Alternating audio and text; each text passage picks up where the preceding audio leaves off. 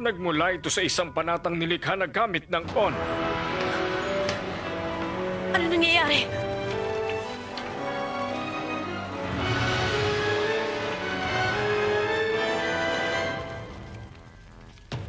Ano bang nangyayari?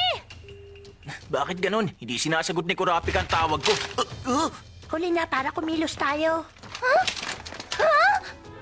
Bakit niyo ako tinututukan? Wala akong kinalaman sa kahit na ano! Ano ba to? Sino ba kayo? Anong ginawa niyo sa Floor Master? Masyado namang madali ito. Kung gusto mo matras, pwede pa. Ayoko. Kahit na gumamit ka pa ng sandata o kung ano, hindi problema sa akin yun. Lalaban ako. Ganun ang tunay na martial artist. Ayos. Itinaya niya ang sarili niyang buhay para magawa niya makapagpalabas ng aura na may kapangyarihang ikulong ang Nen abilities ko. Ibig po bang sabihin nun, hindi kayo makakagamit ng Nen habang hawak niya kayo? Paano na yan? Mas mabuting wag na kayong masangkot dito. Isang maling galaw lang at lahat tayo mamamatay.